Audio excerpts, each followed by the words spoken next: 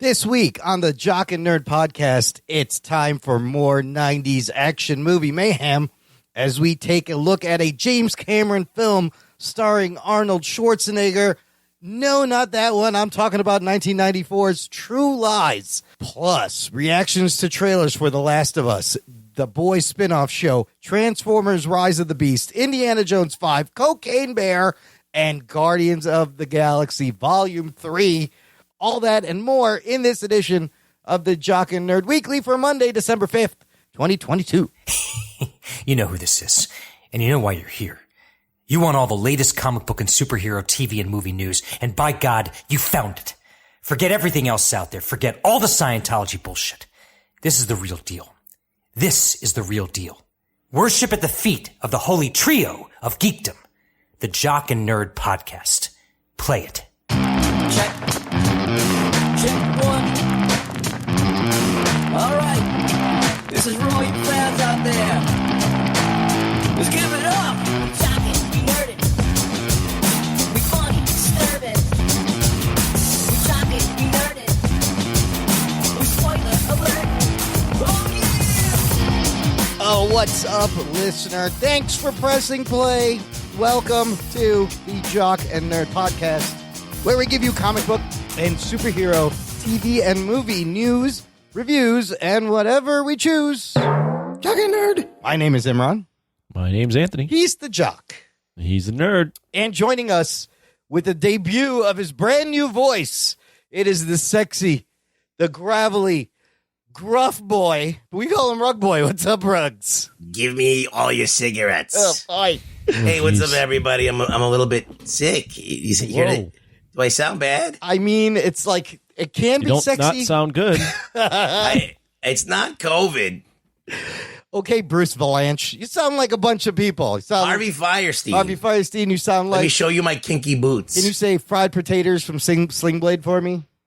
Can I have some fried Yeah, potatoes? dead on, Billy Bob, right there. I was going with Farmer Fran from Waterboy. That's a good one, too. Oh.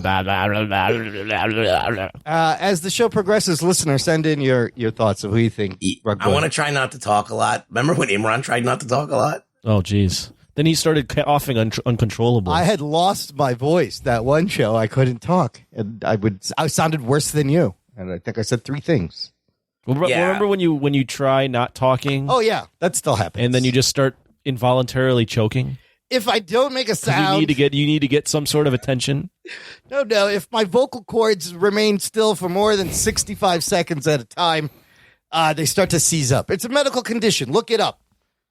I think. Anyways, Your whole life has just been a medical condition. my whole life, I'm a walking medical phenomenon.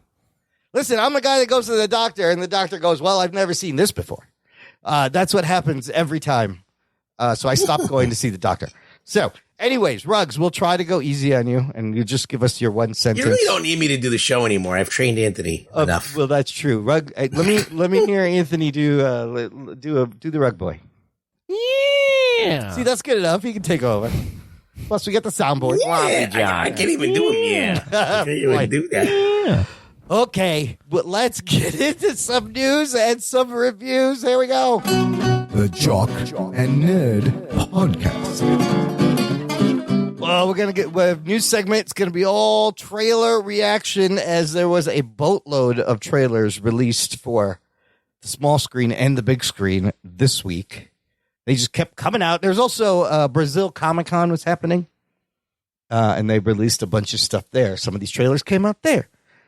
But let's start with the show where Pedro Pascal gets to take off his Mandalorian helmet and show his face. I'm talking about The Last of Us on HBO Max, the video game adaptation. Just put out a full trailer. And Anthony, we talked about the teaser earlier, but this one, a little more character focused, people focused. What do you think? Are you hyped for this show with this trailer? I wouldn't say hyped, but as we talked about when we first discussed the teaser, Last of Us is one of my all-time favorite games, and the fact that this is on HBO and they're treating it seriously, all good things. I mean, the trailer in and of itself looks solid. It looks like it's capturing the tone of Last of Us. I think it'll be really good. it's been a long time since I played Last of Us, Sure. so it's not like I have this anticipation for this because I never played Last of Us 2, but from everything I'm seeing, it looks good. And then the little tease at the end of the little whatever monster, the clicker monster. the end. clickers. Yeah, no, this looks fucking dope, dude. Just the production of it looks amazing. The cast looks amazing. You see more scenes from the game. Ruggs, give us your quick reaction to this one. Looks good. It looks like a well done show. It doesn't look like trash. It looks like they tried. So I don't know if I'm going to watch it, but it Really? looks good. Yeah, I've already played the game. I feel like it's going to pale in comparison. Maybe I don't know. Maybe I'm wrong. But It does look like it adapts like the whole first game, possibly storyline. like right? I'll be butthurt if it's like so different from the game or not as good as the game. I'll be like, no, I just rather remember the game. Well, how can they make this so that the game is good and this is good? You don't pull a Halo? It's possible. It's possible. Well, for those that didn't play the game, I guess the quick synopsis is the world's got taken over by a virus that turns people into zombies. The lead, I forgot what the lead's name is in the game. Joel. Joel loses his daughter in the chaos of people being evacuated and zombies being around, and then he comes across this girl that he has to basically escort to another part of the region because she might have the cure to the virus. Oh, right, because she doesn't turn, and she got the thing. The girl Ellie, played by Bella Ramsey. You also have Gabriel Luna playing Tommy, Merle Dandridge playing Marlene. Anna Torv is in this, and then Nick Offerman you see real quick as Bill, which I love Nick Offerman. The only thing that is tempering my excitement besides just the amount of time I've had between playing the game and this coming out is Walking Dead happened for a while. Yes. And Walking Dead was really good at one point. Yes. And Walking Dead, similar to Last of Us, wasn't really there were zombies in both. Right. But it wasn't about the zombies. It was about how the people in this dire situation really treat each other. That's why I like this trailer. Like, it was all about the people in the show, and you just had a little monster tease. So outside of the game, it just looks like it gives me like early good Walking Dead vibes. That's what I'm hoping for back when it was good. You also have Melanie Linsky in this, who is great in Yellow Jackets. Definitely watch that. And then the people who played Joel and Ellie, Troy Baker, Ashley Johnson, both have small roles in the show. Oh, interesting. Which is nice because really the way they made that game, right? Isn't that they like mocap the whole cinematics and it's like their performances. It's them. They look like the characters do. That's cool. Giving life to this. Yeah. Because I believe I looked up some of the cinematics that they filmed. Like I was like, how'd they make this? And it's they're acting it out with mocap on a green screen and then they use all that information and put it in the game. So this looks exciting. January 15th. On HBO Max. Let's move on to another fun franchise that has a spin-off show coming on, The Boys. This one is called Gen V on Prime Video about superhero college run by Vought International for grooming these superheroes. Ruggs, can we start with you this time? How you feeling? Well, I read for this, and I didn't get the part, and some other fucking puppet got it. I know. I saw the puppet part. I was like, is that Ruggs? There's fucking puppets in here doing some crazy shit. You should have got They this didn't wrong. want me because I couldn't. My eyes don't have lids, and they wanted me to have eyelids. You know what? Fuck that And show. then They picked a guy. Yeah. That's what they told me, but then they pick a guy that, whatever. Also Fuck them. doesn't have eyelids. Yes, there's a lot of violence in this, and there's fucking puppets.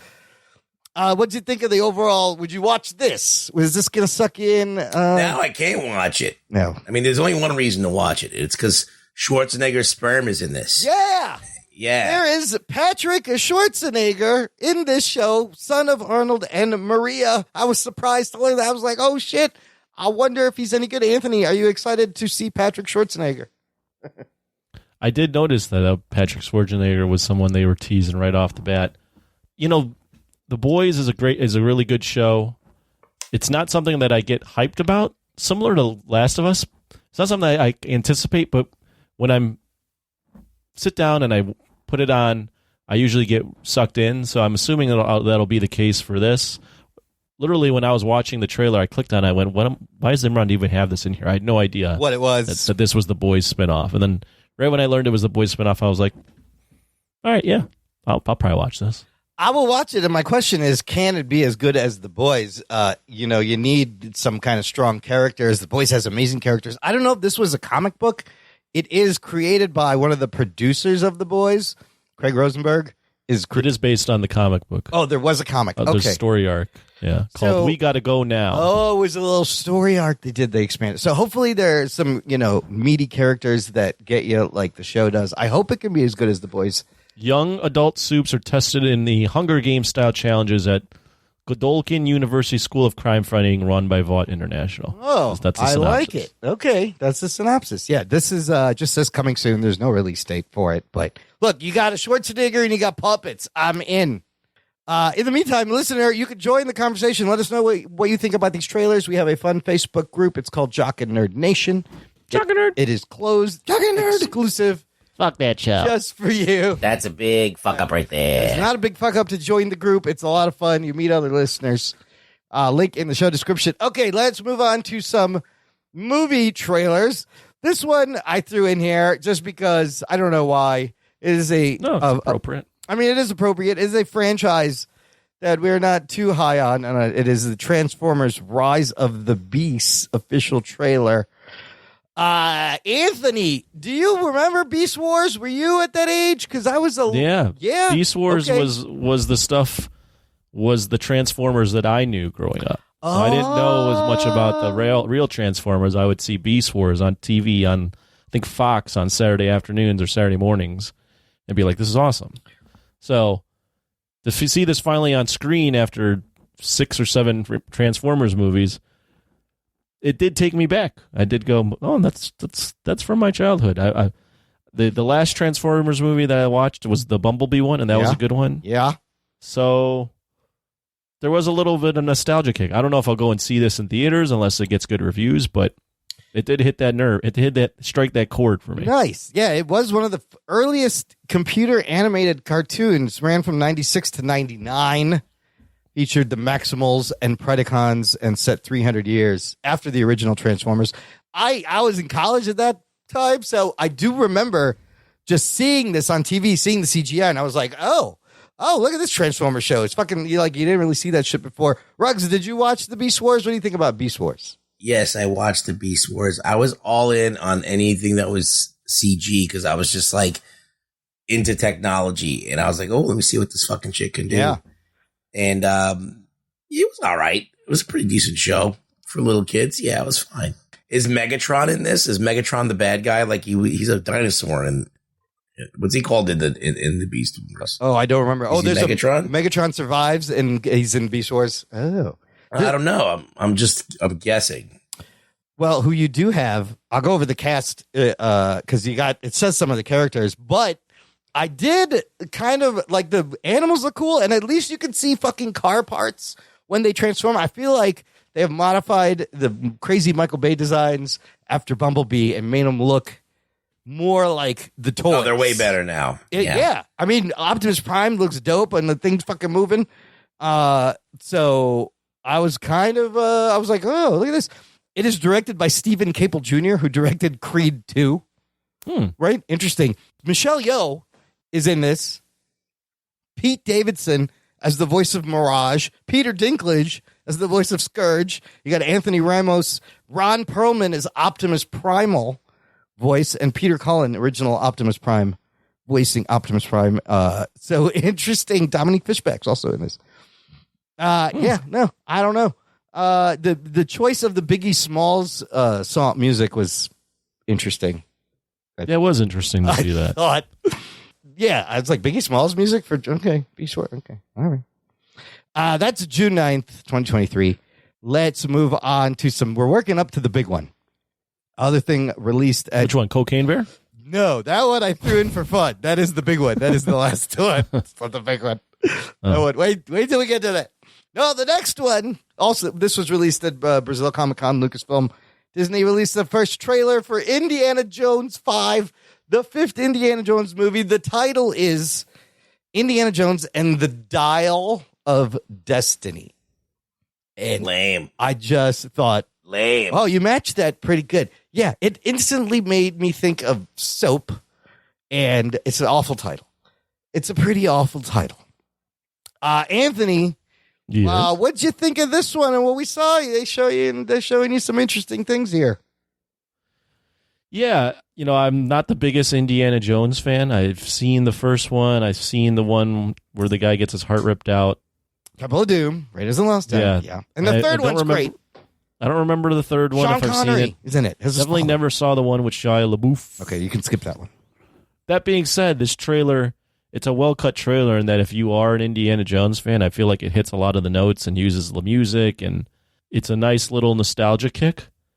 The only thing I would say is it is a little like Harrison Ford being Indiana Jones and running on trains. He's and stuff. riding on a train and riding a horse. Guy's 80 years old. Like the suspension of belief is very difficult to have. Riding a horse in a with an subway 80-year-old tunnel. Indiana Jones. They deep faked everything. Well, They did there was like a flashback deep fake, but I think most of it seems like in the movie he's acting as he's old. Well, he's not on the horse there. That's not fake. no, there's Well, no, he's not doing de-aging. anything. There's Yeah. de-aging, and the de-age shots of him look fucking pretty good. I don't know if they used another actor and deepfake de-age combination. Was it him? I was like, holy shit, that looks pretty great. And I wonder how much of the movie is actually. It's like they did Luke Skywalker. Yeah. They have another actor playing the body, and then they just put Harrison Ford's face on there. I mean, that's all right if it looks if it works, and you get some more like young Indiana Jones one last time. Maybe not the last time if they could do that, but I know he's done playing this character. I wonder if Jack Black shows up with Tenacious D and the Pick of Destiny, and they just, they fight each other to the death. Two things. James Mangold's directing, which is That's great. promising for the film. Yeah.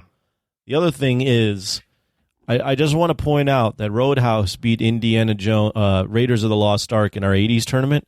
So the question is, what movie do you think will be better? Indiana Jones Dial of Destiny or the Roadhouse remake? Oh, God, the Roadhouse remake. Right There's now, no shot that Roadhouse remake. that should not be done. There's I'm going no to say shot. Indiana Jones right now because all we know is Jake Gyllenhaal is playing an MMA fighter at a club or something. If that's good, oh my God, it'll change my If life. they don't have a throat rip in that, the movie is garbage. You got to have him. I felt like it was worth asking, given the That's a good question. That's a good question. the original 80s matchup went a way that not a lot of people might have predicted outside of the show. Right now, though, this trailer got me geek. It had the music cues, just like you said. I fucking love Indiana Jones. It showed some cool action. I love Salah is back, and he's also very old. Which one is Salah? Salah is the Arab fella. He goes, Indy. In the first one? From the first one? Yes, he's in the first and second one. Is he in the second one? They should have brought back fucking Short Round and put him in this too. Now that he's acting again, K1. That would have been great, but I don't think he's in this. I love the whip gag reversal.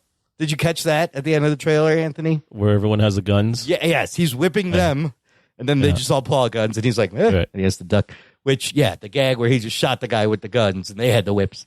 And then they shoot out the window for some reason. Well, because he's going to jump out the window right after that. I don't know. No, he ducks. He And then ducks. after he ducks, they shoot the They window. keep shooting.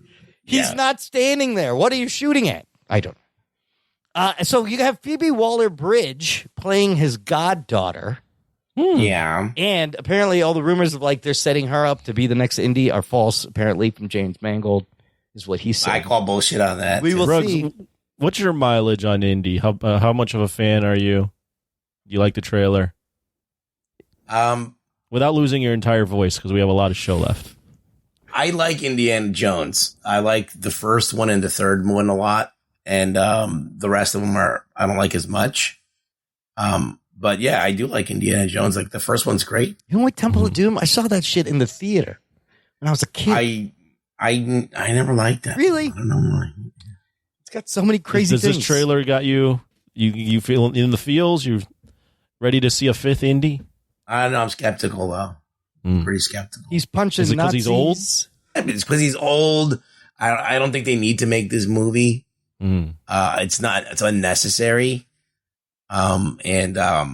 Yeah, it's just weird. It just feels like it's a weird Look, movie. you got Mads Mikkelsen, Boyd Holbrook, Antonio Banderas is in this movie. Whoa. Toby Jones is in this, who's great. John Rhys-Davies returning as Sala and Phoebe Waller-Bridge. Good cast, good director. I like the Mangold. So June 30th. I can't wait. I think we're gonna have to watch this, even though the title is just horrible. I'll go watch it if you tell us we have to watch it. I think it's relevant in that we are getting Well, I'll watch it regardless. a new Indiana Jones in 2022, the last Indiana Jones. This needs to be watched. It needs to wash the taste out of that last movie. Out of 80s action hero. Yeah, icon. In Still 40 years later. Yeah, it's must-see viewing. It's must-see.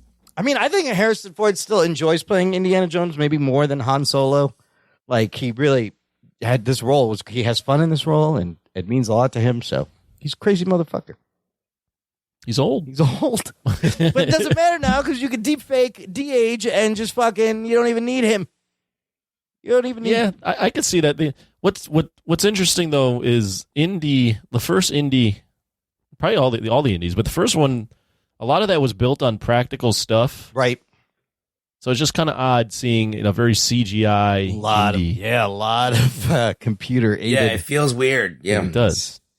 Like you knew that boulder was real, like not real as in a real boulder, but there was a practical effect. Yeah. Most of the stuff that the car chase scene where he's hanging on the front of the bumper, I think that was filmed as for real. Yeah, him hanging off the tank on certain things. It's hilarious in Temple of Doom though, where they use the miniatures in the mine chase scene, and you could clearly see. But to their credit, they built like this whole thing in these miniatures and made it kind of look good. But it's obviously little toys in the thing. But it still works with the water pouring, and they had that boulder was a boulder actual rolling down. It wasn't heavy, but they built that thing. So all fun, practical. Even in the third one, there's some effects you think are CGI and they're practical. They did a great job. Okay, let's get to the big one. Marvel Brazil Comic-Con releases Guardians of the Galaxy Volume 3 trailer. Oh, I'm gonna give it an oh shit already. I'm gonna give it a geek boner. Geek boner. Anthony, let's start with you again. What do we see? What do you like? What are you thinking? Well, this one is picking up where the holiday special left off, and it looks like they're patrolling the galaxy. They're the Guardians still. They go to some weird Earth-like planet with animals as animal-human hybrid type things. And it looks like we're exploring Rocket's origin a little bit more. Seems like it's a little bit more of an emotional film. There's a lot of like hugging and Peter Quill screaming, and there are high evolutionaries in this. We see Warlock in the Adam Warlock. And from everything I've read, this is the last Guardians film with this team. So Who dies? I think we are in for potentially a very James Gunn type emotional film, and I've liked everything he's put out. So I'm pleased to see it, and I'm ready for it. Yeah, it looks like a solid conclusion and the end of this team. That opening shot on that, I love that gag where Drax throws the ball at the kid's head. It's hilarious. And they have costumes. But could that be like Rocket's homeworld? Because it's all like animals that are walking around. Could be. Right? Ruggs, Yeah. what'd you think of this? What'd you get out of this? Is it geek boner floppy Jock? I'm into it. I think it looks pretty good. Part of me is happy this is over after this. Oh. But it does feel weird with Gamora not being in the mix. It's kind of weird. She's in there though. You see her. She's helping them at some point. Like something. Yeah, I happens. know, but like it's just weird that even though the Christmas special without her being around, it was just weird. That's true. So her presence is missed. So I don't know how it's going to work out here. I've heard that this is going to be the saddest Guardians of the Galaxy. So maybe their romance doesn't work out, or I don't know. But it just seems. I think a lot of them are going to die, and maybe one. Well, definitely Drax is dying because he's done with his burnt contract. his bridges. Yeah. Well, yeah, and he's already stated he was done with the tracks after this. Not only is the Guardians team done, this is James Gunn is done at Marvel. James Gunn, But like, think about him right now. The position he's in, he gets to promote and work for both Marvel and DC at the same time. And like, it's got to be exhausting and also exciting. Like, he's going to be out there promoting the holiday special. And at the same time, he's trying to figure out the future of the DC universe over there, Warner Brothers Discovery. Like, what? That's crazy. I don't think anybody's been in that position where they get to do both things for a little bit of time. You see also Baby Rocket. I believe you see Rocket's otter girlfriend, Lila. Yeah, you do. And Will Poulter as Adam Warlock. I love the choice of song, Ruggs. Did you catch the song? It's Space Hog. Yes, In the Meantime by Space Hog, kind of a one-hit wonder in the 90s. Great fucking song. I think they had another song that was good. I can't remember. The Love Beyond You. See, I don't even remember how that goes. So that's the Beyonder is going to be. Oh, that's the. I mean, just like it, the song is great, and the title of the band, Space Hog, is fucking great. Chuck Iwuji looks great. He probably made all those creatures, right? And made. There's a lot of speculation that he made Rocket. Well, yeah, of course. Yeah, because he tampers with things, and then just the fucking spin shot of Groot. And was it Peter Quill with multiple guns, going all fucking badass action hero? We are Groot. We are Groot, and he's just fucking got 7 guns shooting all around. It's fucking great. May 5th, this one hits the big theater. Looks good. Yeah, no, I'm excited for this. Give me one more trailer, and then that's it. Don't show me anything else. I don't need 100 fucking TV spots, which they're going to do anyways. It depends on how cartoony they go with this. If they like pull the rug out from it mid movie, like with these jokes, See, like they don't let it breathe. This is not Taika. This is James Gunn. I think he. Well, he did that in number 2 too. He did, but this needs like a sad fucking dramatic ending.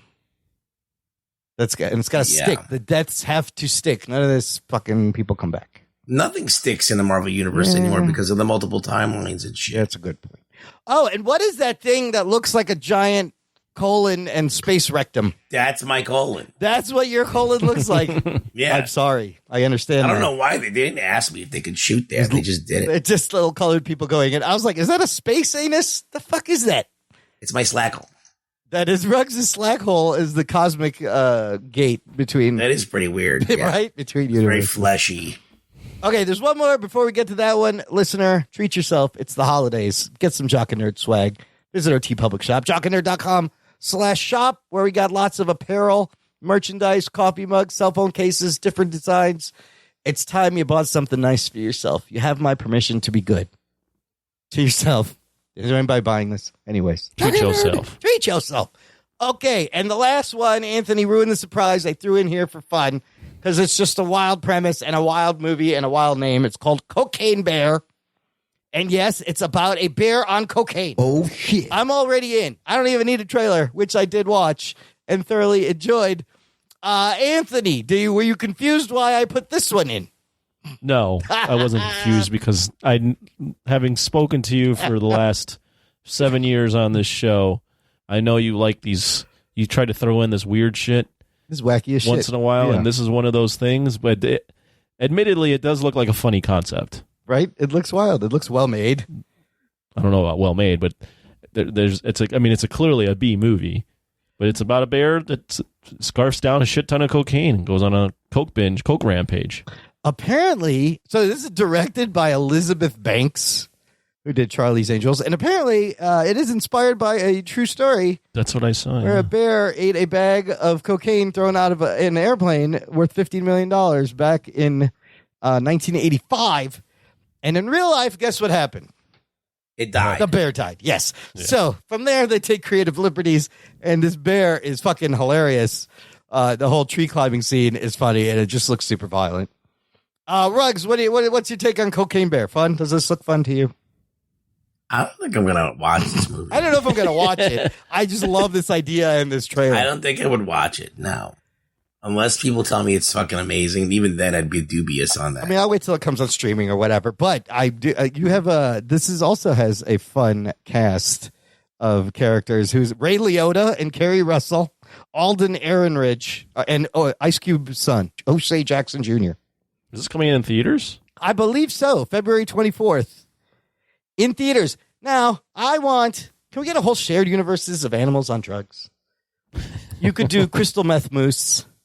You could do meth moose, cannabis cockroach. You could do. They write themselves and then get them to team up like the Avengers. Weed weasel. You could do oxy orangutan. It's just right there for the plucking, And then they team Oxy Mongoose. up. Oxy Mongoose would be great. Crystal meth moose, though. You don't fuck around with that moose. He'll Yeah, the fuck meth you up. moose. I like that. So, it writes itself. Get it done. Whoever did this, Elizabeth Banks. All right, that's it. Let's take a quick break here. Play some promos. We're going to come back and dive back into some 90s action movies with a review of another movie in our tournament right after this. After these messages, we'll be right back. What's up, everybody? This is Mr. Throwback Thursday from the Mr. Throwback Thursday podcast, along with my co-host Bill. Every Thursday, we bring you classic hip-hop. Classic. Classic. You know, all the good stuff, the stuff that you forgot about, the golden age, pre-golden age, back to the original era. All the pioneers, I'm going way back. Each week, we bring you hip-hop headlines, so we let you know what's going on with your favorite artists from back in the day. We bring you Wu News. We dedicate an entire segment just to the Wu-Tang Clan every week. Wu-Tang Clan ain't nothing to fuck with. We bring you 2 records. One is a one and done. One is a record of the week. We give you an artist of the month. We give you all the classics. Classic.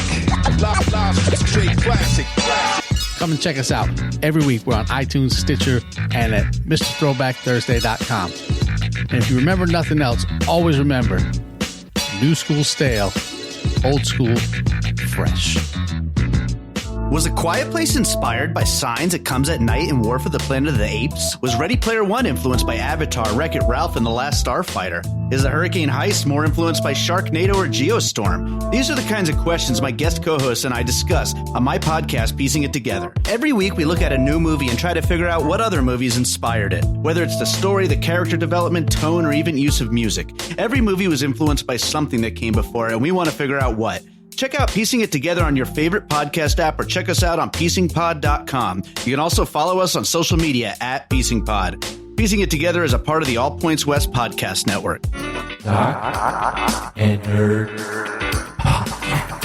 Listener, if you enjoy this podcast, you should consider joining our awesome fan club. Visit jockandnerd.com/Patreon. Jock and Nerd. And you can support the show on a monthly or annual basis. We thank all of our patrons for the continued support. You guys are awesome. You can be part of that awesome community, and you get stuff like access to an exclusive podcast feed where the shows come out early. There's bonus content. There's tons of extra stuff to listen to. You get Discord benefits. You can come hang out in our monthly Discord that we do every month. This month, it'll be the last Thursday in December, the 29th, 8 p.m. Mark it in your calendar.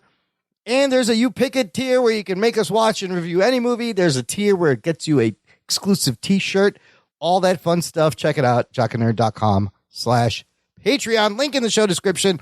All right, for this week's movie review, we are going back into our 90s action bucket as we prepare for the 90s action movie tournament, which we have tentatively locked down a date. It is happening late this month, so look for it early next year. It'll be 2023 by the time it comes out, but regardless, it's coming out. We got a date. Hopefully we got a date if everyone decides to show up. Yes, for that if we date. get it done, we will get it done. Right. But this movie is in that tournament, and now we've already looked at a Seagal movie. We've done a Van Damme. We've done the Dolph Lundgren. We've done the Brandon Lee, the Nick Cage. It is time for the King, the Schwarzenegger.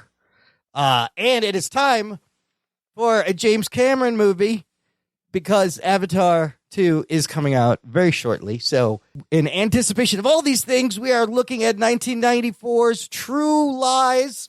Here's your spoiler alert. Strap yourselves in, you fucks. Spoiler time. True Lies, curiously enough, only available to watch on the paid cock, Yeah. which is weird, I found that out. right? You As I was trying to scramble and watch it this week. So on Hulu, there's a listing, but there's no play button. It's not available on Amazon or anywhere else. It's really weird. I don't know how they got this rights thing, but you have to have the paid cock, which if you're an Xfinity customer, you get that in your plan, which is nice. Yeah, well, Arnold in his contract stipulates that no free cock. Our Ever. movies go on the paid cock only. Yeah. Put it on the cock. I can see that. On Rotten Tomatoes, this movie is sitting at 70% out of 53 reviews. It is an older movie. 6.6 out of 10, 76% audience rating. The movie was made reportedly for around $100 to $120 million in 1994. It ultimately ends up netting worldwide box office of $378.9 million. Wow. Not bad, right? They make, more than triple their money back. It was the third highest grossing movie of 94, just behind The Lion King and Forrest Gump. This is also the first major production for Cameron's co-funded visual effects company, Digital Domain.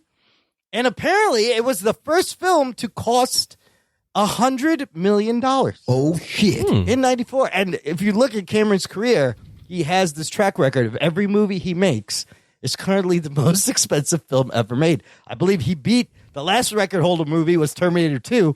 And if you think of Titanic and the Avatars, yeah, he is making every movie becomes the most expensive movie ever made. So good for him. Good for him to flex that.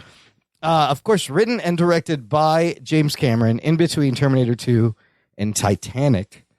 And a story apparently based on a French comedy film from 1991 called La Totale. La Totale. I did not know that. Didn't know that either. I did not know that. But didn't know that until looking at the research for this movie. Yeah. So I wonder if that movie's any good. Of course, starring Arnold Schwarzenegger as Harry Tasker. And I think it's safe to say he is at the height of his career. Would you consider like 94 yeah. the pinnacle, right? He's still yeah. He's still on the riding rise? that with a wave. I mean, I don't know if he's on the rise, but he's at peak stardom. Yeah, he's getting movies that he shouldn't be in. Yes. Like he's like, let's put it, because he's such a big star, they just give him any movie.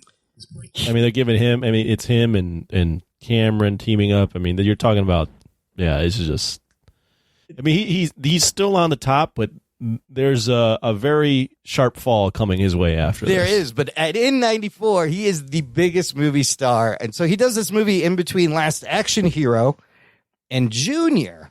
And so what's interesting about 94 Arnold is that he has established himself, of course, as the action star, but he's also done Kindergarten Cop and Twins. And he's kind of funny in those movies. He has shown this. And Last Action Hero. And Last Action Hero.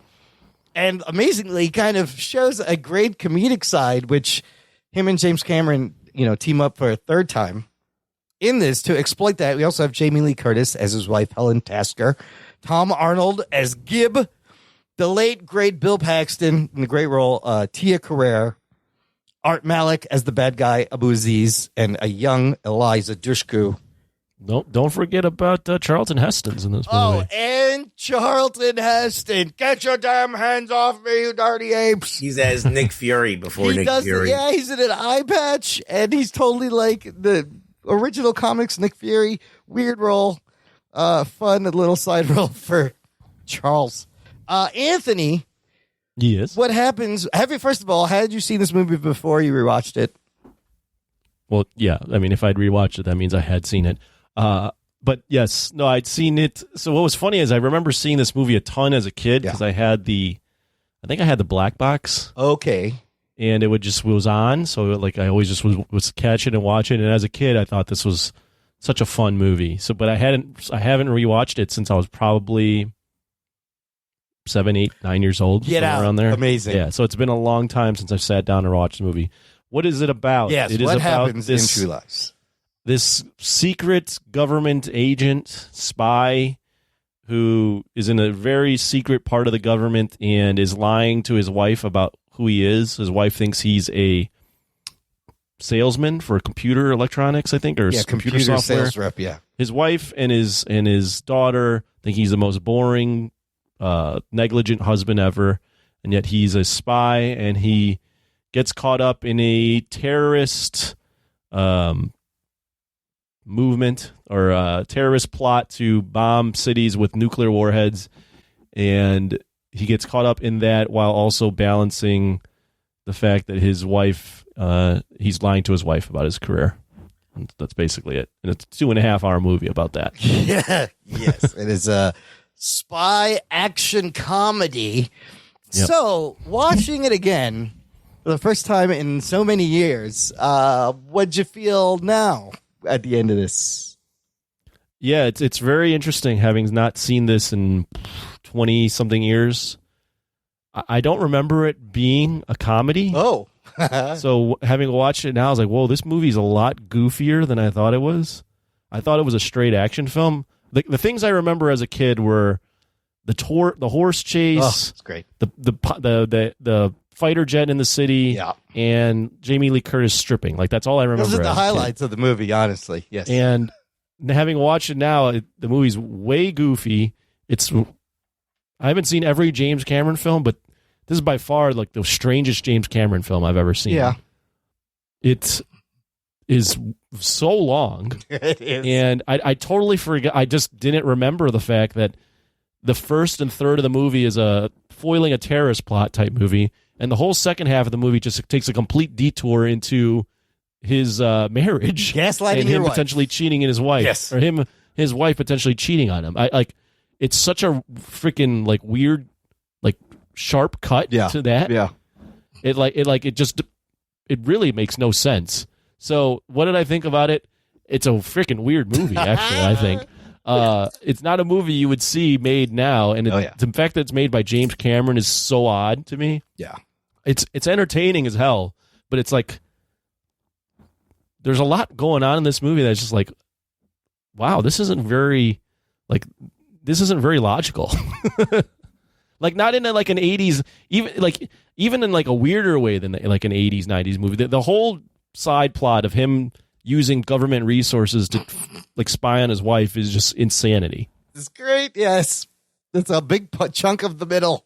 Huge chunk. It's like the whole second act is that. Yeah, it's like half an hour of that. The movie just like stops in its tracks and goes in a completely different direction. Literally, the other movie busts back in through the door, right? And then it goes back to that other. Yeah, they collide. They managed to tie it together pretty well. Ruggs, what is your history with this movie, and what do you think? Oh, I saw it in the theater when it came out. Thought it was a very strange film at that time, but I was like, wow, that was a big fucking action movie.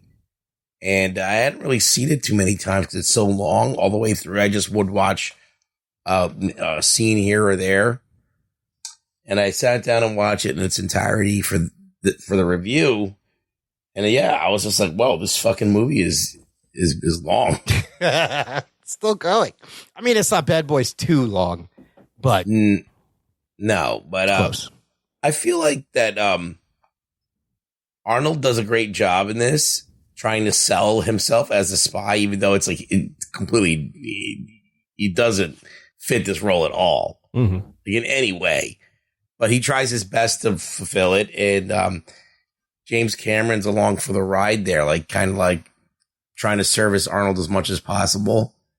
And there's some greatly choreographed scenes in this, like that bathroom fight scene's still great. Him chasing the guy with the horse and the horse being like, no, fuck no, I'm not jumping and throwing him off.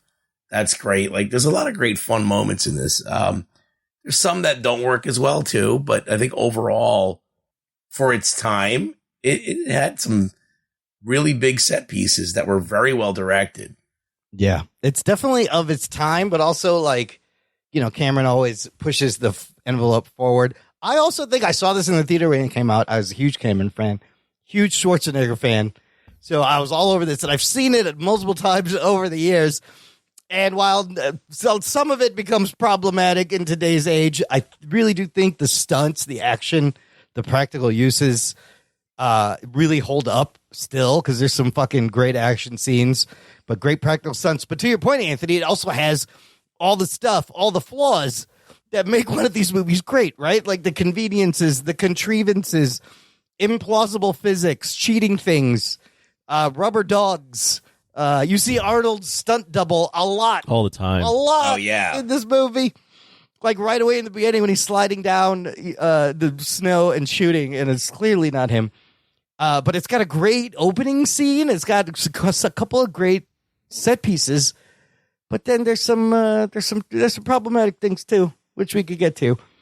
But it's a rare movie where Tom Arnold is actually kind of funny and not super annoying. I thought he was okay. Yeah, he was fine. Yeah. I don't know if Cameron's like comedy writing chops are the best. They were trying, so yeah, some of it hits, some of it doesn't. Yeah. It is a little awkward. I did laugh when he's got Jamie Lee Curtis doing the striptease, and he goes, take off your nylon. And then she doesn't No, have wait. any nylon. And he's like, I like it. He's like, he's like trying to fast forward through it. Yes. How did he know where to fucking rewind and stop at the perfect point? That and the when the camcorder goes out, I'm like, this is kind of humorous. That shit. That's probably my favorite point in the movie where the terrorist is giving his big speech and the guy gets the battery low. You see it, and he's too nervous to say anything, and he finally just drops the camera. He just goes, "Battery Aziz." It's so funny. When I was watching this, what crossed my mind is Rush Hour and some of the other movies that we have in here definitely belong if this movie's in here. Oh, because yeah. This movie's very lean. I mean, leans very heavily on comedy as well. Yeah, similar to Rush Hour. Okay, wait. I just want to break down some of these scenes because there's some cool shit. The opening whole chase scene after he goes and he finds Aziz again on the horse and the motorcycle, and the bathroom scene before is fantastic. Done somebody cut together that scene with the Mission Impossible scene. I watched the video where they cut those together because they do it at Mission Impossible. This is pre-Mission Impossible. But he rips a fucking hand dryer off the wall. And then, of course, it shoves the guy's head in the urinal and has a great one-liner. And then the guy comes out of the bathroom at the end. Yeah. And he's completely dry. And there's a funny laugh right there. Where the old man. Somehow the old man is in there, does not get shot, even though they perforated all the bathroom doors. And I love who goes, "Here, cool off." And he flushes the toilet. Well, before that, though, I did enjoy the scene where the opening where he's swimming under the water and then comes out of the ice and then gets in. I don't think he plays the whole James Bond suave thing all that well. Yeah. Because he just grabs Tia Carrera and starts doing the tango with her. But it's kind of amusing that you got this Austrian guy, this cock diesel Austrian guy trying to blend into a crowd as a spy. He's huge. How are you going to blend in? There's no Well, not way. only that, how does his wife, how do you sell that his wife is just he's definitely just a salesman, even though he's gigantic. Yeah, his wife is an idiot because she should have fucking figured out what his job was long before this. But yeah, no, there's that opening scene is great, and the day he goes on a tango. This was the movie more so than Showdown that was made me go, man, I love Tia Carrera. Oh, Tia Carrera is she's in a primer in this movie too. She plays a great bad guy villain. Oh, also, so a couple of things about the 90s this movie does bring up is that all terrorists are Arab. All Arabs are terrorists. Well, they're from Iraq, or right? They're from So we were not on good terms with them at that point. No, not at all. The guy playing Aziz, Ard Malik, I looked him up. He actually born in Pakistan. Yeah, I know. I saw that. I was like, oh shit, could have been you. I was like, I bet they hired a white guy to play this. No, they got a fucking Pakistan. Did you like him repeatedly slapping Tia Carrera? Oh, that's the other thing about the 90s. You can slap the shit out of women in your movies. I was like, oh my God. Yeah, I forgot that happened. Yes. He just walks in and slaps the shit out of her twice. Well, it's very relevant now with what's going on in Iraq right now. So isn't there an uprising going on? Yeah. Oh, yeah. And they women's rights. Yeah, that's in Iran. That's Iran. Oh, Iran. Yeah. Okay, I'm sorry. It's more religious minded, but that shit is crazy. But yeah, he just smacks the shit out of her right in the beginning. It's quite surprising. And then the whole escape is. I love. He's like, here's my invitation, and an explosion, and getting out of that was implausible, but also hilarious. And then that other chase scene, horse, motorcycle. Fucking fantastic. Again, this is before Keanu was riding a horse in John Wick. Arnold's actually riding this fucking horse. And I don't know how those he parts is riding of it. the horse. Yeah. There's some parts where he's riding definitely on the horse. There's some parts where you do see the stunt double. Yeah. But the key shots. They're not doing the Seabiscuit thing where it's the fake horse. Yeah, no, it's a real fucking horse. Real horse. Yeah. Real horse. Definitely a real horse that they have running through a mall and sticking in an elevator. Yes. I mean, what that the thing hell? had to be huge because Arnold is huge. I am surprised those elevators were able to operate with all the fucking weight. There's no way the elevator's going up. But yeah, it is hilarious. He makes the jump and the horse just does it. And you get a great... And then he yells at the horse. Yes. He's like, what's the matter with you? We had him. What kind of a cop are you? Great Marriott fucking sponsor drop. There's a lot of weird sponsor logos in this movie too. Mm-hmm. They must have paid a lot of money. Anyways, that was fantastic. I think he got hurt doing that stunt. The horse got spooked at one point and almost threw him or did throw him. And then we get into the whole middle act. And I got to say, every scene with fucking Bill Paxton as Simon is hilarious. It is amusing watching Bill Paxton do his thing. He was, I remember when I was a kid, not really liking those scenes that he was in, and I actually really like the scenes that he was in now. He is so sleazy and so funny.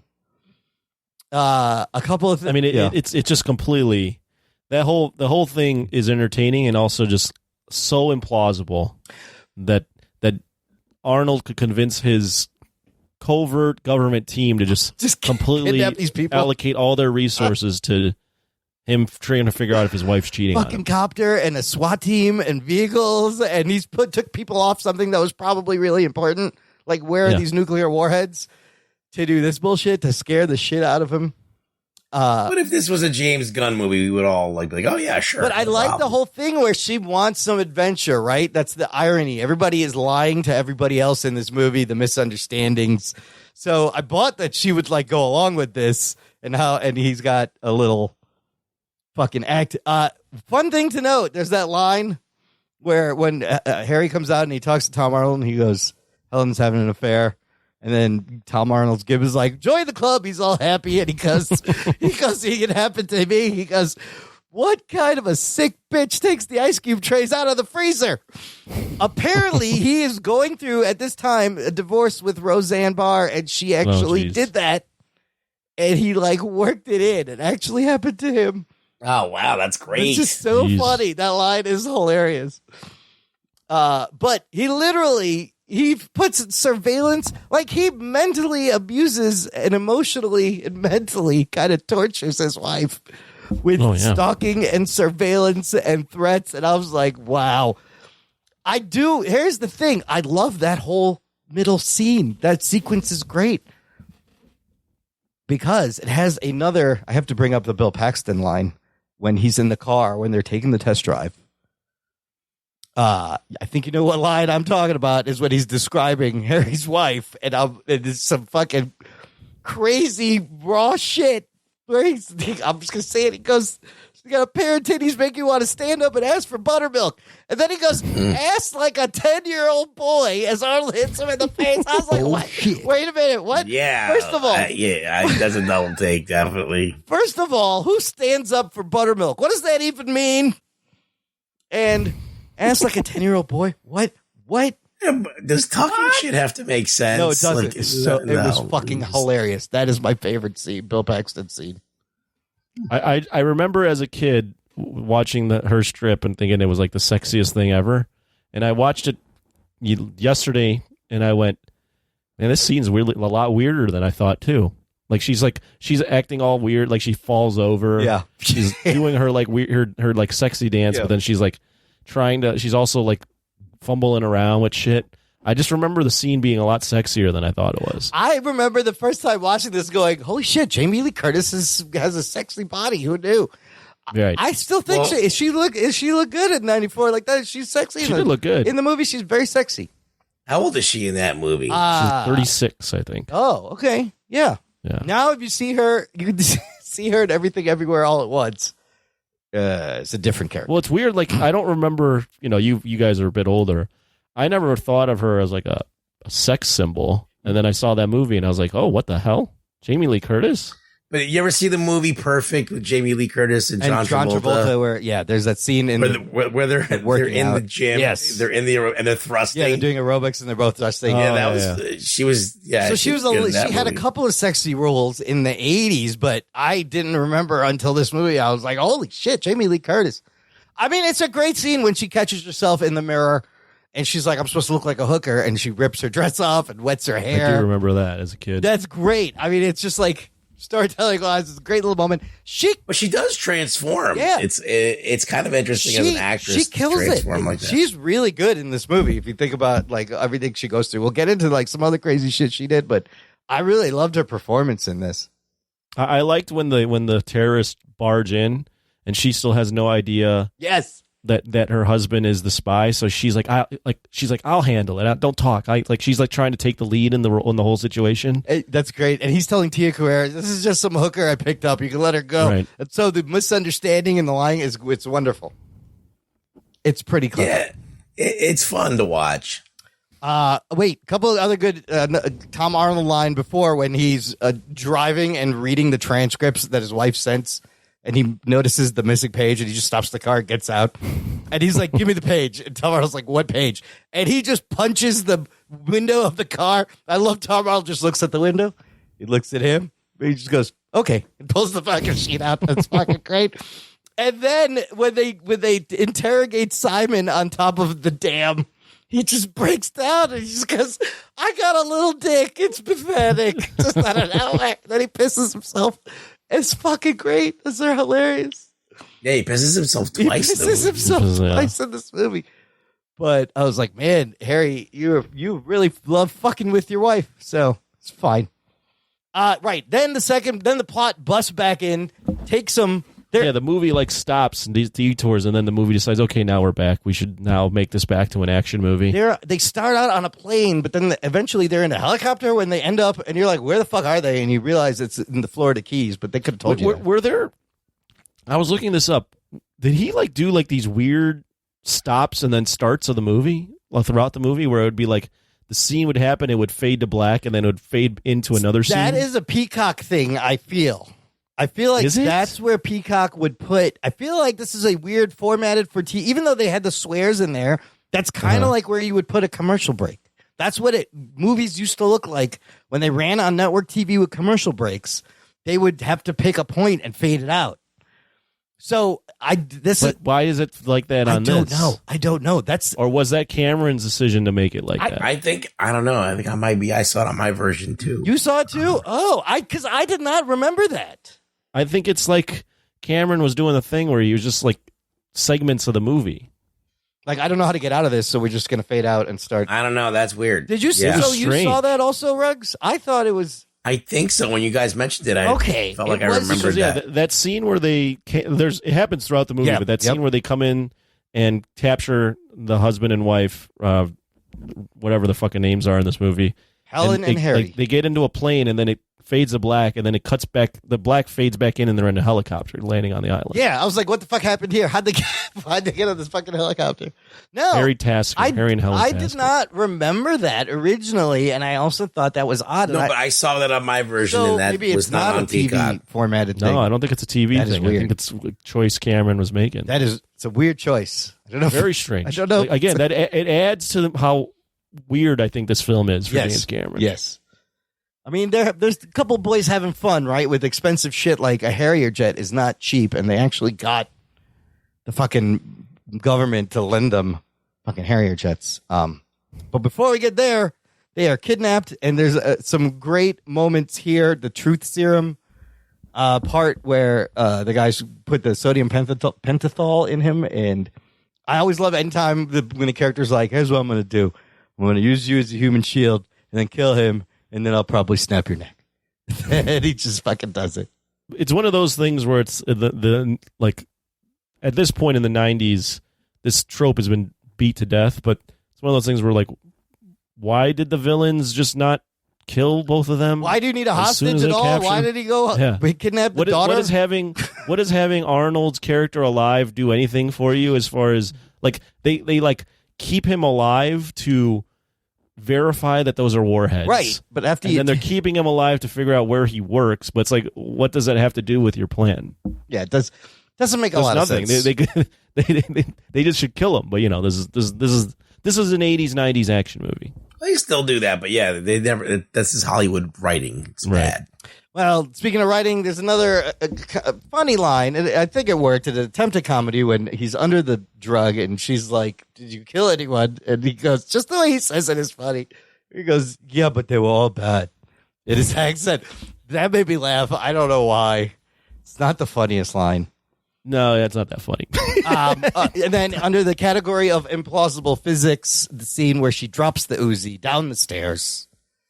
Perfectly killing, shooting all the terrorists, and not getting shot herself. That's played for comedy. It's great. And the whole time I'm like, what? It's like a Naked Gun type What's causing thing. the trigger to press every time? I can't get that out of my head, but it was pretty good. It's just like, he's like, good work.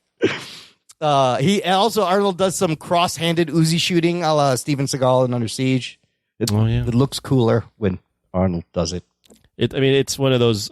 This whole scene on the island is just filled with shit ton of bad guys can't hit a fucking Yes. big ass man to save their life. Stormtrooper And he's just aiming. the most. Yes. Yeah, and he's just the most accurate shooter ever, which is what it is. It just this is the genre. I mean, he's one shot kill Charlie, right? And he's like, kick the gun up into my hand, perfectly shoot. oh yeah, there's that one where he kicks the rifle or whatever into his hand, And then he shoots turns someone. and his wife is being held by someone and he's just fucking, without even aiming, shoots the guy perfectly in the head. Right. It's kind of badass. It's badass. Yeah, it's like a Arnold good looks scene. badass when he's doing It's a good this shit. scene, and then he has a flamethrower in there. Oh, there's a fucking flamethrower. Like he knows what the things are and how to build flamethrowers. That's fantastic. And honestly, the stunt where the explosion behind him when he jumps in the water, they filmed him jumping into a pool of fire. Like that's him. Like that's a great shot. It's a great stunt, and it's not a stunt double. You could No, there's we'll get into the last one, but there's throughout the movie there's good action set pieces. About the limo.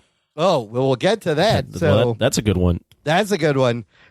Before that, we have an incredible bridge scene on the Keys, Florida. That's the limo.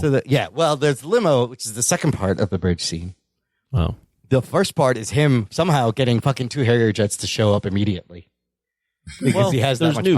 power. Oh, This there one's are not that nukes. bad. There's nukes in Miami, basically, or wherever the hell they're at. I do love when the Harrier pilot is like, "You sure these missiles won't set those nukes off?" He's like, "That's a negative," and then he looks at it on top of like, "Huh? I don't know."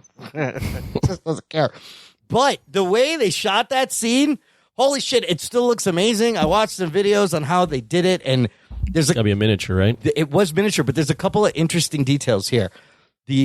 When it starts, you'll notice there's two parallel bridges, right? They were building one bridge, decommissioning the other bridge. So there's one bridge with concrete white walls, and there's one bridge with these kind of stud guardrails. Throughout the scene, you see the car on both bridges, and there's a reason why. The old bridge had a swing bridge gate. So part of the bridge in the middle would pivot 180 degrees so that boats could go by, right? And you had to stop traffic. That bridge, at this point, they had removed that swing bridge, leaving a giant gap that they could use. Now, they built the wreckage in the gap, and so the miniature shot, these guys had to go out on the water, build this miniature shot, and program these pyrotechnics to perfectly flip that truck over, and it lands on its top. That's all a model, but also for the wreckage to collapse and match the actual set they built on the other bridge on the water, the location shot. But it looks amazing. There's a little bit of CGI in the missiles coming and going. But the scene, still, that explosion is fucking, it looks great. It still looks great. Yeah, it's pretty sick. That whole action sequence is very, very. It's very well Like, done. they don't do shit like that anymore. No, you don't see. Well, I mean, in a Mission Impossible movie, maybe. Yeah, In a Chris Nolan movie, maybe. The only thing that was like a little off, it reminded me of was how fast that car going? Probably like 40 miles an hour, Yeah, it was 50, 60? Yeah. Like, that runway to the hole in the bridge has got to be real long for them to like long-ass miss. For Arnie to be like hanging from the helicopter and miss grabbing her like 5 times before he finally gets her. It reminded me of Fast. Yes. I think it's 7 The or 8 runway? where they the with the tarmac. runway. Yeah, like the Endless tarmac. Yep. Or Yep. anytime in those movies when they're like running down a building or it's just like the tallest fucking building. But it's a 7 running is different though than like That's a car true. going That's true. 70 miles an hour and that's not even that distance wasn't even a mile. It is a 7-mile bridge. So, but I don't know.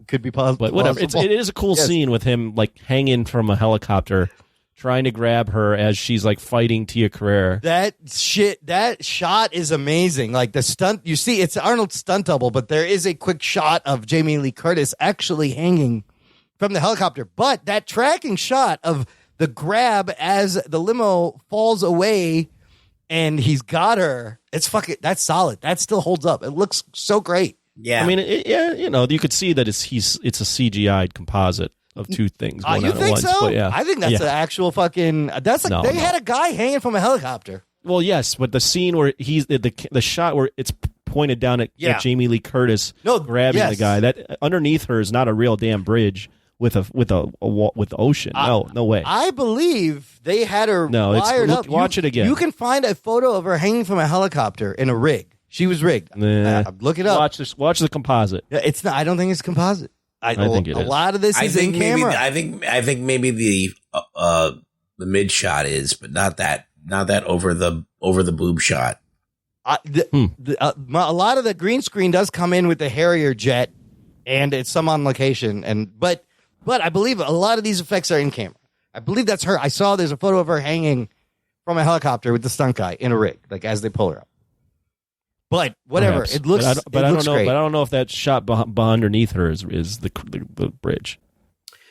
Okay, maybe she was hanging in the thing, and then they just put a different background. But she did a stunt. She did that stunt. The miniatures and the fucking that whole sequence is fantastic. And then the fucking bomb goes off, and then he just takes a Harrier jet, right? Because he knows how to fly. Well, Harrier jet. he bumps into shit at first. Yes, he takes it because his daughter has been captured, which is now the second comedy action movie where he has a daughter that ends up becoming famous. Oh, yeah. So, yeah. Alyssa Milano and Comp Commando, and then shit, that's right. Eliza Dushku in this one. It's and both times, don't the daughters, they're badass for no reason and fucking They're help out? badass, and they get captured, and he's got to go save them. Why does she decide to take the key and escape? At this point, his daughter doesn't know that he is a spy, and why are you doing this? Like, you're a teenager. Because she's for the greater good. Nah, she doesn't want the bomb to go off. I get it. She doesn't want a nuke to go off. What was their plan? So they were just going to have a nuke in Miami, cities, in random cities. No, but he turns are they nuking the city they're in? I guess because the key was there, right? Wouldn't they all just die though? Also, right. That's what I'm saying. Like I thought their plan was to nuke a city every week, but it sounded like the way it was implied in the scene was it looked like they were going to nuke Miami, which is where they are. That's what I thought. They were going to start there, but that doesn't make no sense. That'd be strange. Yeah, that doesn't make no sense. Then your ultimate plan, which was getting U.S. out of the Middle East, would be over because you'd be dead. Yeah, it would end at one city. That doesn't make sense. Not to say that this plot is thought out. No. Not to say that this plot is anything like this. This isn't a freaking earth-shattering, head-scratching plot, or this isn't something that's going to make you think about anything for a while. No. It's James Cameron's definitely not going for that. It's just like, what fun things can we do with a Harrier jet on top of a building? Yeah. So they had to suspend it with a crane or something, right? Some of the shots, they have a model suspended from that yellow crane that's in the movie as part of the movie. And then some of the shots are in front of a green screen, but he worked on motion control systems on this giant rig that weighed, they said, like 40 tons. So that the movement of the plane, they could repeat the exact same movement over and over again. It looks great. Yeah, in the studio or on top of the building. I loved that scene as a kid, and I still like it as an adult. And as a kid and as an adult, I laugh every time Malik falls It's and so ridiculous. Crotches himself on the back of the wing. Falls like perfectly. The way he reacts, and his face is straight out of like Bugs Bunny, like cartoon. Yeah, he's like, boing, you gotta have type thing. You gotta have a nut shot in the movie. Just him with a bloody face with his eyes wide open as he just crushes his nuts. It still makes me laugh. Ow! And then we have the hilariously awesome him tumbling off the plane and getting hooked on the missile perfectly. So that's one of the all-time most creative ways to not get the bad guy. I loved that one as a kid too. So that Arnold can say, "You're fired." You're fired. And then shoot the missile through the building and take out the other terrorist helicopter on the other side. Yeah, that looks great. Wow. That one's up there with dude in Showdown in Little Tokyo get thrown on a dartboard and it exploding as he's spinning in circles. Yes. Fatality, yeah. How did this even happen? I didn't know which one was better. They were both amazing. But that, you see that fucking the missile with the smoke plume go through the building. Yes, perfectly. And then hit the fucking helicopter and it immediately explodes. Well, and you get it all in one smooth motion. In between that, you cut to his face on the on the missile. Yes, going, "Ah!" yes, great. It's like a cartoon. It's so great. I mean, It is like cartoon. It's in like terms of your contrived action, it's one of the greatest. Oh yeah, it's just great. It's very satisfying. Also, this Harrier jet, like Dana would never be able to hang on. There's engines right there. Like when she's like holding on to the she would have glass got part. burned. Yeah. They both would have been burned by the fucking engines immediately. she's holding on, to the window that's been shattered with like two arms. The only thing that like kind of looked plausible, it looked like he was just keeping it steady. Yeah. But yeah, the one where he like makes the eyes like I'm going left, hold on. Yes. Like oh Sure. I do love how they meet eyes, Aziz and Harry in the elevators, and then that's how they know later on the fucking stare down. It's fucking great. And problem solved, and now Helen and Harry are open, and she's working with him, and you get a great Boris and Doris, or whatever. and Doris, and you get a great another Simon appearance, and he pisses his pants again. Let me ask you guys this before we get into like other things, and if we like the movie or not. Are you guys surprised that this didn't have a sequel? This wasn't a thing. Well, I know they wanted to make a sequel. I mean, Cameron, he's done one sequel in his whole career. I know Arnold doesn't like sequels. Really? Because he's been in like 5 Terminators. He's been in a bunch of Terminators now, though. He did it before that he changed his mind. But now Cameron is also doing sequels. It could have used a sequel, but like, do you think this could have been like a little franchise? The timing of it would all matter on the timing of when they could have got the movies out. I don't know if this was like what people wanted. They went to go see it because, Arnold Arnold and Cameron together. And I think the people enjoyed themselves, but I don't think they wanted any more. The premise isn't bad, though, right? Moving forward, what would you do? You have Harry and Helen. They're both in on it. All the side characters, all their adventures. And the premise isn't bad. And Ruggs is right. Like Arnold is really trying, but it's almost similar to Stallone in Tango and Cash, where the guy is kind of miscast. Yeah. Right. Yeah. Like Schwarzenegger's playing. He's supposed to be like a spy / in his fake life, a believable software salesman. That's interesting you say that, because I have some news. First of all, they did want to make a sequel. Right. There was discussions in 1997. They were trying to get everybody back together. Everybody was busy. And then 9/11 happens. Right. And Arnold, a few years later, becomes governor of California. So that obviously delays it. But the 9/11 thing, they felt like we can't have terrorists be funny anymore. It's just not the time for it, right? So had they done a sequel before 9/11, maybe it would have worked. Maybe it would have fizzled out. It would be, based on what they it definitely was. portray the terrorists in a like less than menacing manner, and more of a incompetent, goofy. Yes, yeah, like the freaking quack doctor. Oh, is like yes. straight out of like Bride of Frankenstein or some shit. I mean, like, what the fuck was that? I mean, even at the time, you can imagine a lot of Arab Americans were kind of upset at the fucking stereotype representation. But it was the 90s when every bad guy was the Arab terrorist, right? It was just the thing. They had replaced the fucking Russians from the 80s. It was the 90s where they was terrorists and Arabs or Russians. 80s was communists, 90s was Arab terrorists. That's just how they roll. It's how the script was written for the world. There was also a video game put out for Super Nintendo Entertainment System, Sega Genesis, Game Gear, and Game Boy. Had like kind of a side scroller True Lies game. Now, another thing that occurred to me watching this now, I was like, why is this movie called True Lies? And then I realized, it's because he's lying. Everybody's lying. She's lying. Simon's lying. It's like everybody's trying to sell the lies as true. I get it. It's a clever title, I guess. It works. It's catchy. I mean, you remember it. Yeah, it always helps if it's 2 words. So here's what I discovered. There is a True Lies television show coming to CBS. Yes, February 23rd. I have a link to the trailer.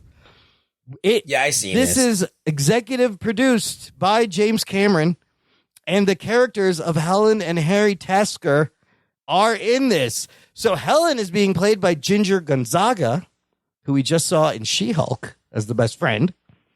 Now, to your point, Anthony, Harry is being played by some guy, I don't know where the fuck. This is the most generic-looking dude, Steve Howie. Yeah, he's from that He's been in. He was. What is he? Not known for anything, but he was in Day Shift. He's in Shameless. I'm he was in watching this Shameless. now. Okay, so This looks like it's terrible. this does not look good. The trailer shows you if it's the first episode. Like they go through the whole movie. They do the same bit. It's the same bits where she doesn't know and she finds out. This guy. They shouldn't even call this True Lies. I mean, this is just something else. It's just the same thing, but you don't even need to call it True Lies. It's James Cameron he put his name on this. Yeah, but he's put his name on those bad Terminator movies. Yeah, he did. That doesn't mean anything. This is network TV. This does not, even though I love Quantum Leap, that's on NBC right now, this does not look good. I don't know. He is more of a spy, like blend in, generic looking type, but I was like, I don't know about this. I'll put a link in the description, listener, if you want to watch season 1 trailer. This looks horrible. Yeah, it does not look good. It's CBS. It's network CBS. But I was like, what the fuck? They're making this and there's already a trailer. It's coming out in February. So we'll see. We'll see if this catches on in the senior crowd. Like, who watches CBS? Fucking senior citizens still? I don't know. It's an odd choice. But because I feel like if you like look back at like True Lies is a solid film. Yeah. But does like even when you compare True Lies to some of the other 90s movies and 80s movies we discussed, like in terms of its legacy, do people think of True Lies as like one of the movies that one of the first? No, it's right? forgettable. Like even other Cameron movies compared to that, it's kind of not in. It's strange because it's a solid film. It is. There is good action. There's fun. There's comedy. Got some sexiness, but like no one ever is like, oh, True Lies. That's because there's so many movies that are like buddy. Funny action movies, and so this kind of gets lost in the mix. But I feel like it inspired a couple of things we are seeing in newer action movies. I got like the bathroom scene, the fucking horse scene, like they just did that in John Wick. It's Cameron. Yeah, John Wick Mission Impossible. Anthony, that's a good segue. Give us your final thoughts. Rate the movie. And I don't know, I was thinking if you want to rank it among Cameron movies or Schwarzenegger movies, whatever comes to mind. Oh, geez. Having watched this, it just confirmed that Schwarzenegger's comedy or action style always was a little bit of comedy. He always liked throwing in the comedy and the one-liners. It hardly ever, other than like Predator, was like straight, or like some of the Terminator films, was straight up action. Like Schwarzenegger had the comedy tinge, whereas Stallone wasn't as much of the comedy tinge. But as far as rating this movie, I would go 7 out of 10.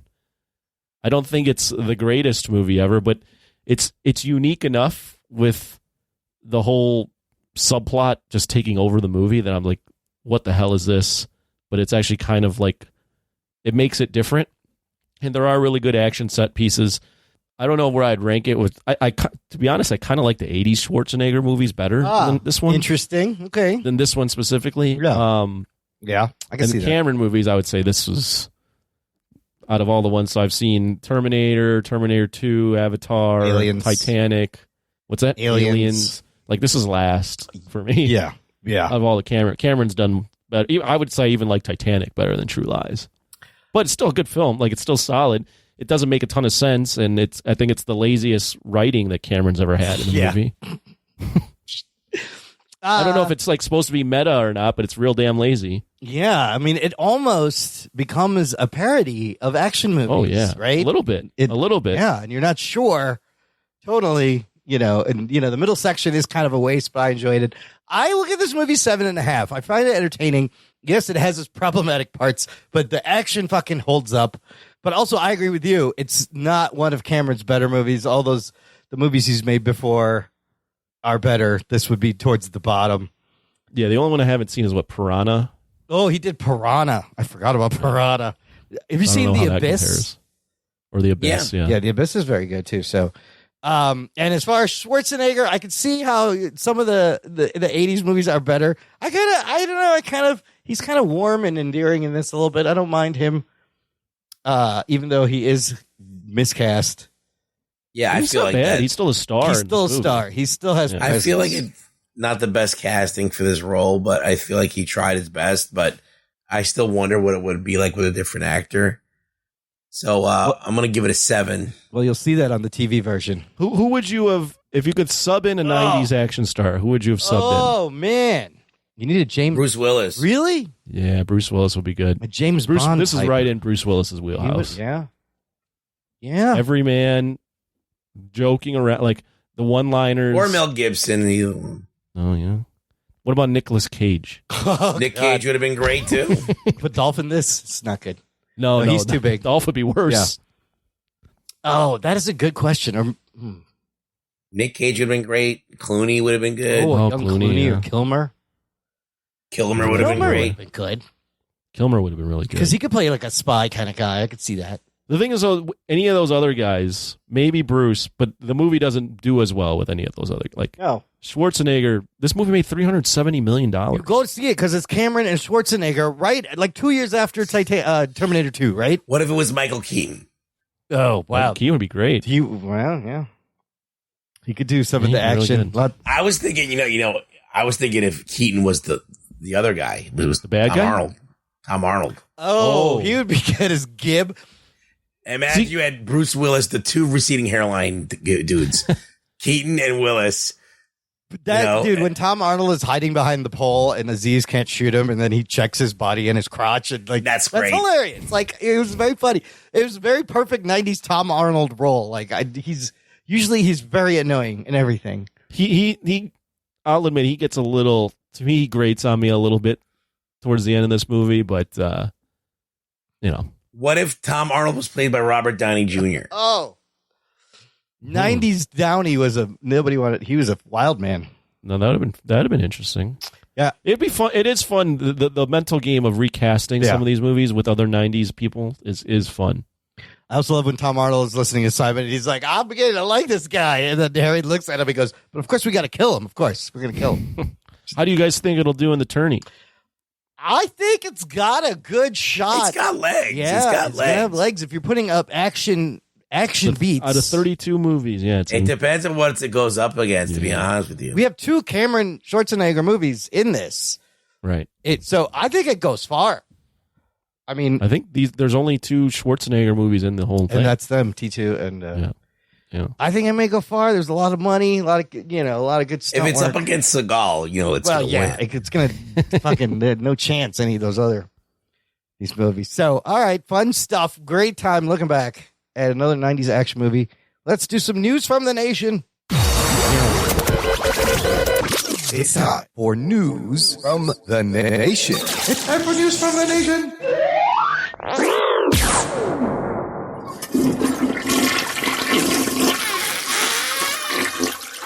It stinks. It stinks. It stinks. Does that hurt your voice? I'm glad you could still do that gruff boy voice. My butthole doesn't Oh, hurt. that's true. Your butthole isn't hoarse.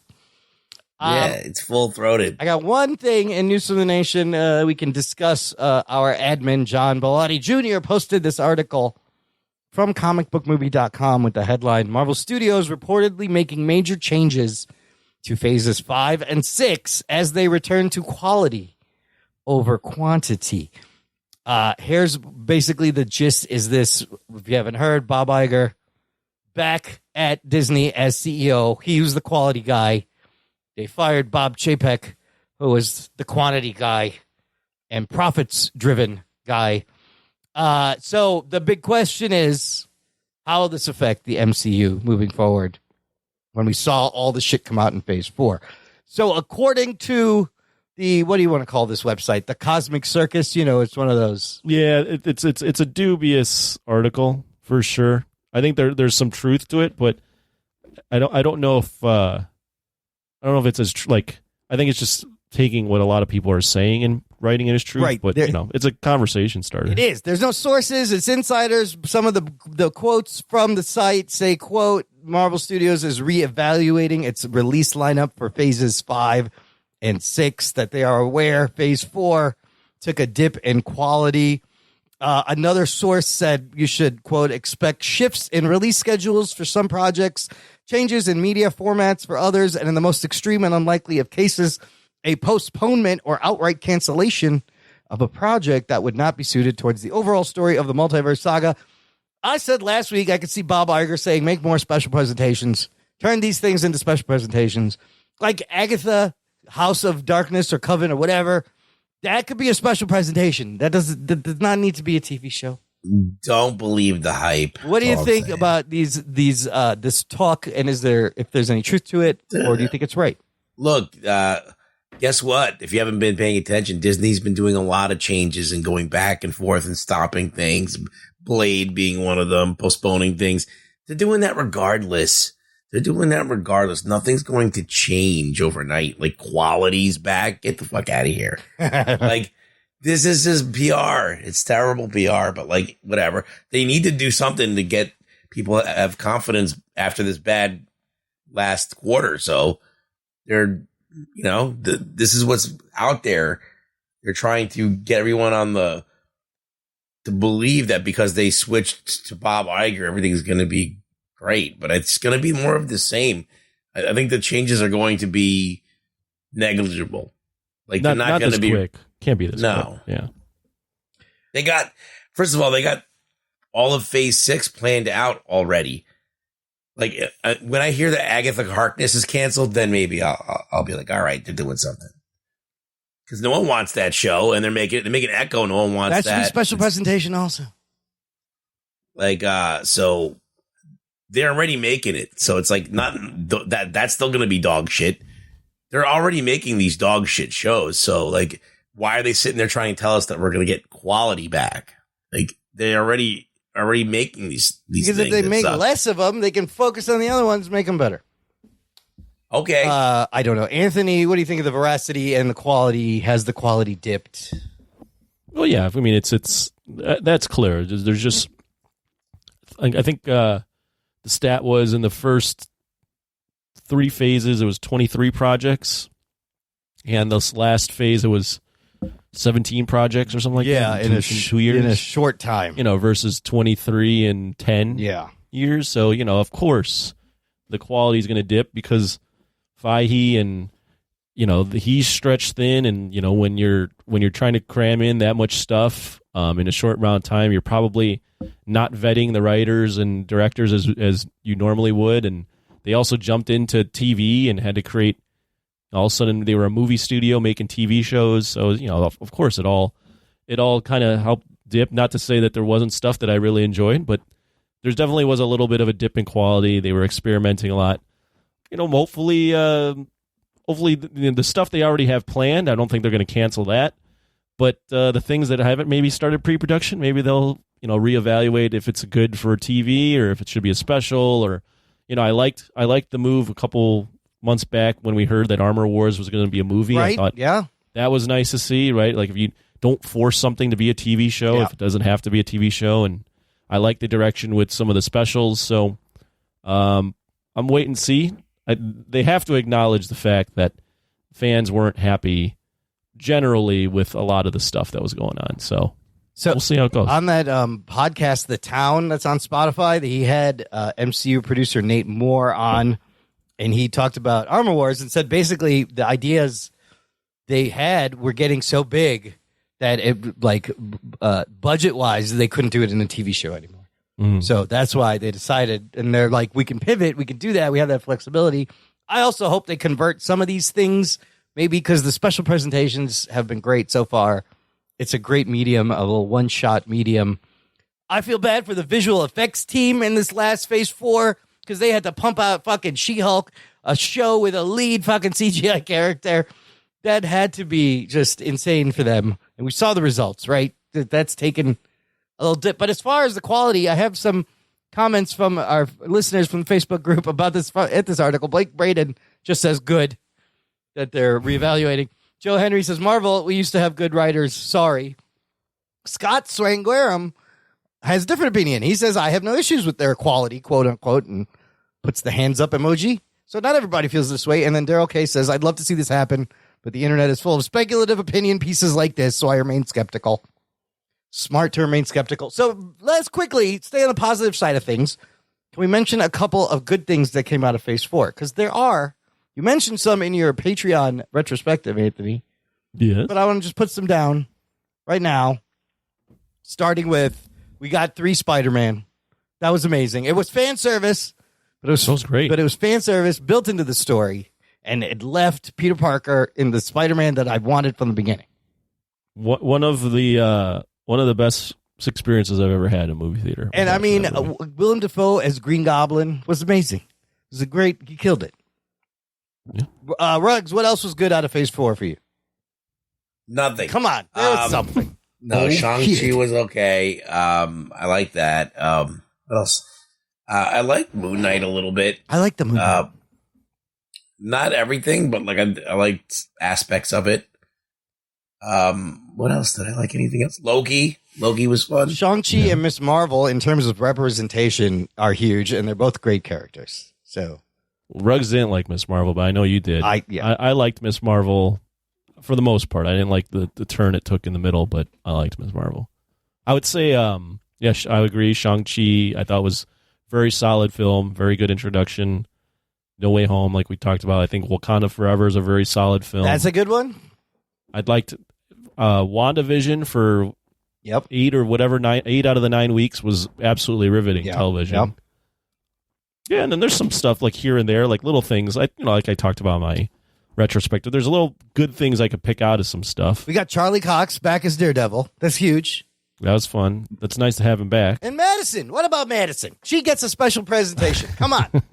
Give Madison. I'd watch that shit. Her and Wong hanging out. Maybe Wong gets a special presentation. I thought Wong had some good shit this in Facebook. Wongers. Werewolf by Night. Oh, yeah. Guardians Man of the Thing. Holly special were both the specials were both good.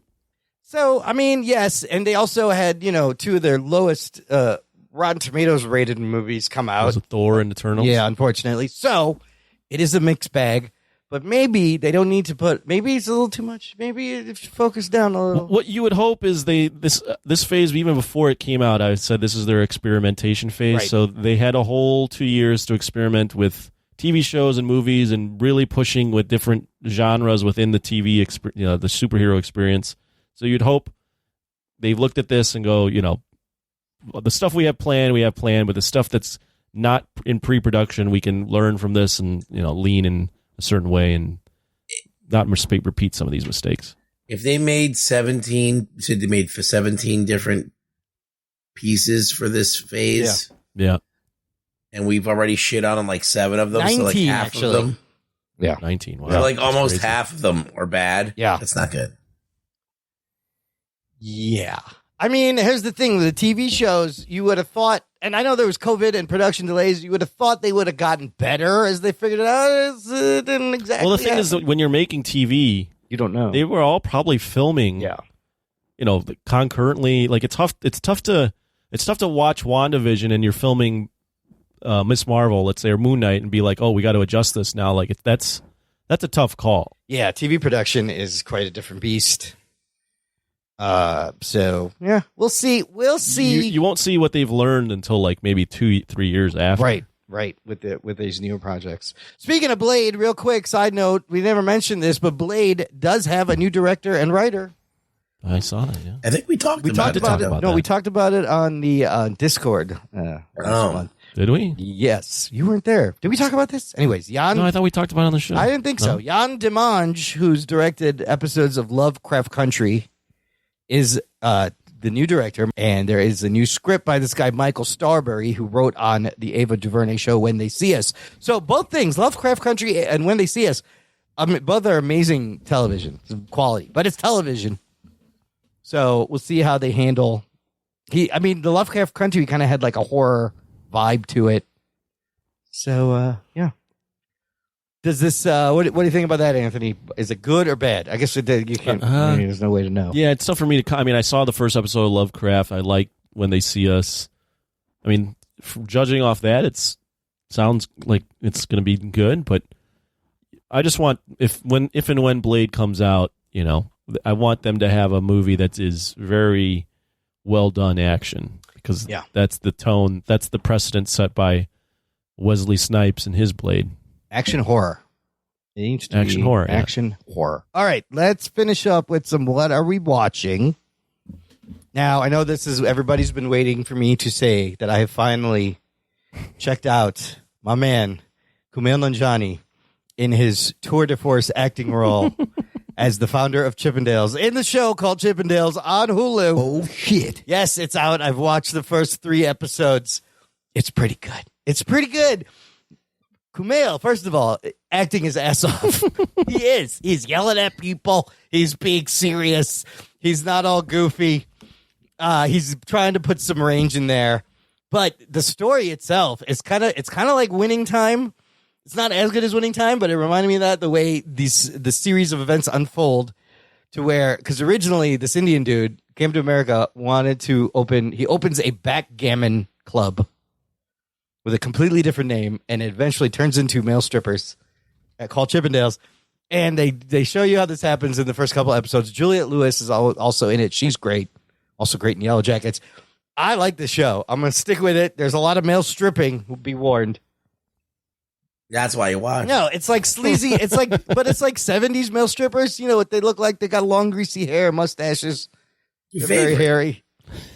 There's something about them.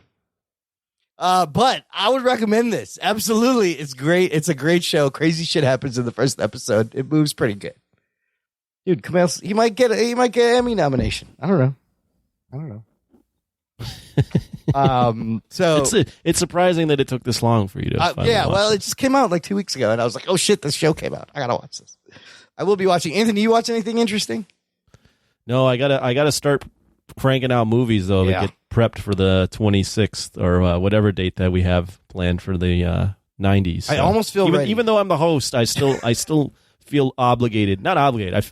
I want to see all the movies before. I got a couple more. I hear you guys debate them. I feel very ready. I want to watch a couple more. How many more are you want to get in before then? Oh, I think I have to watch like 4 or 5 more. I know I have to watch Bilatti's favorite, Navy SEALs. Yeah, I have not watched that yet. I got to get to that. Total Recall I have to watch. Mission Impossible. I saw that. I might have to rewatch Air Force One. Okay, I might have to rewatch that. It's daughter that does badass things. Yeah, another daughter. You got Gary Oldman being a Russian terrorist. Great. I think Gary Oldman's a villain in 2 of the movies that were in the 90s. Nice. Get off my plane.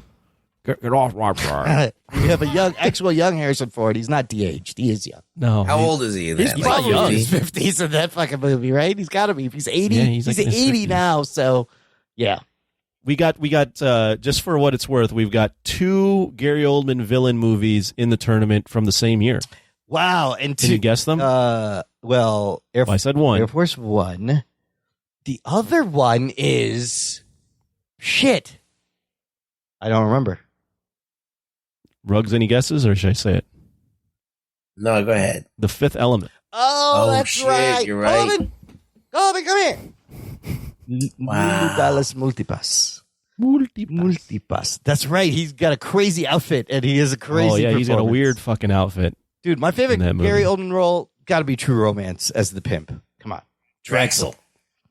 Drexel's he loves playing the villain. Yeah, he's good at it, and he's good as Gordon in Gotham. He is good as Gordon too.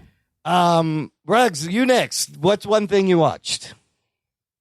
Oh, I watched everything. I watched Name me Wednesday Addams show. Okay, how many episodes? I think 3. What'd you think? It's okay. It's all right, right? You know what you think? I don't love it. Did the mystery hook you enough to watch the whole thing? Because that's what kept me going. Was like their little murder mystery. I was like, I gotta find out what the fuck happened. Wednesday is Wednesday. It just doesn't quite work for me. It's fine and it's enjoyable, but I'm not really hooked into it at this point. I'm watching it. I don't think it's shit or anything. It's not really. I don't know. It's just something doesn't work for me. I feel like it's. I don't believe the actress is Wednesday Addams. I thought she was really good though, and she's really good in the role.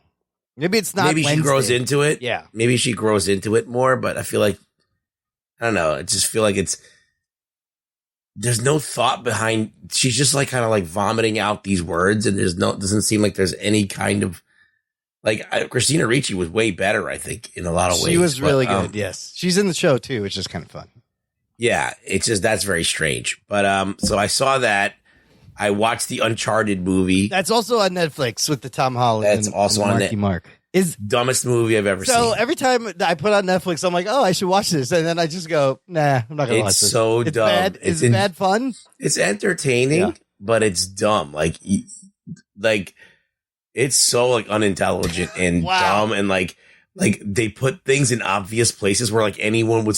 They're like they literally at the end of the movie they have like this hidden pirate ship that's like supposedly hidden, but it's like anybody would have found this. Like any person would have found this if it's like a big hole in the side of an island. Yes, and it's barely hidden, and like I don't know. I just feel like I'm like this is so fucking implausible. Then like one of the main things is right underneath a city in an obvious place, and like at one point they're talking to each other through a storm drain. Like no one thought in 1,000 years to go, hey, what's in this storm drain? Nobody, not one person. I'm like, get the fuck out of here. How's the action though? Does it look like the game? Is it fun? Yeah, in parts it is like would that. You recommend, it's very acrobatic. would you recommend it? If you want to watch something really fucking stupid, yeah, watch it. Okay. It's a good turn your brain off movie. Yeah. And then the other movie I watched was Troll, the new Troll movie that's on. Not like the one that sings, like the big monster. It's a monster movie. Troll? This is on Scandinavian Netflix? monster movie. Yeah. It's all right. It's like very basic. But I mean, the effects are okay.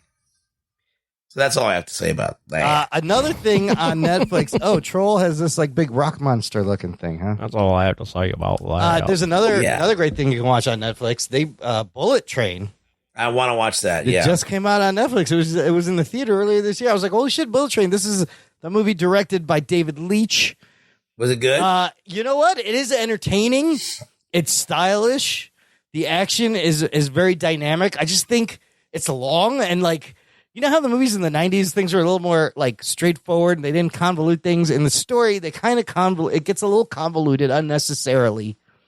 But there's some great fight scenes and close quarters, some good fucking action scenes. Brad Pitt is fun to watch. We also have Aaron Taylor Johnson, Hiroyuki Sanada, Michael Shannon, Bad Bunny is in this. So it's a lot. It reminds me of like Edgar Wright meets Quentin Tarantino meets Robert Rodriguez. They do a lot of flashbacks. To show you these characters on the train that are all searching for this briefcase in Japan, and the visuals are great. I was thoroughly entertained. I just thought it was a little long and convoluted unnecessarily. They could have tightened that up, but okay, I want to check it out. Some incredible, implausible action, and some it was fun. It was fun. I was excited. I gotta watch that. I'm actually psyched to watch that. I'm still watching Tulsa King, Stallone show on Paramount Plus.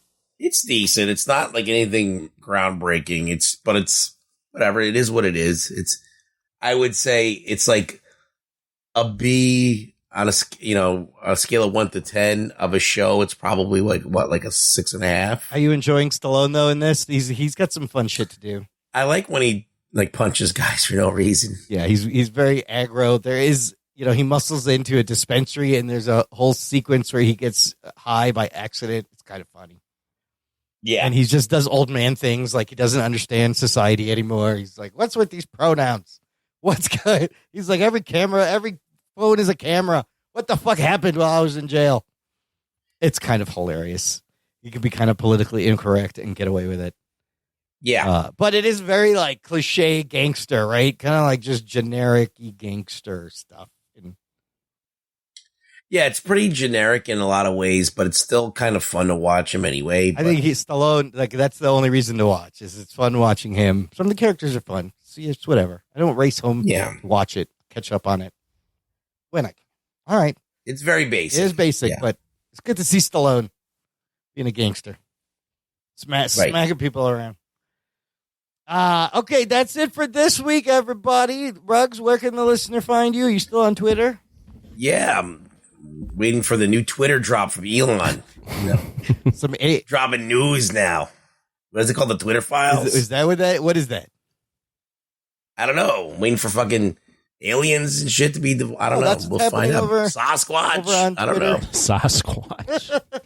Fucking Loch Ness monsters over there. They're on Twitter. Yeah, the Loch Ness monster. Fucking chupacabras. I don't know. We're gonna find all kinds of shit. He's gonna release all the files. Okay. Oh, the Twitter files. Yeah. That's at Really Rugboy. You can follow him. You can follow us at Jock and Nerdcast. Share this show, listener. That's the most important and helpful thing you could do to help us out. Thank you for listening to the Jock and Nerd podcast. My name is Imran. My name's Anthony. He's the Jock. He's the nerd. We'll beep you next time. I really don't give a shit. He doesn't. I want your head up when I throw my fist in the air. Did you hear what they're calling Kanye now? My balls was hot. Wait. No, Yadolf. Oh, jeez. Talking nerd.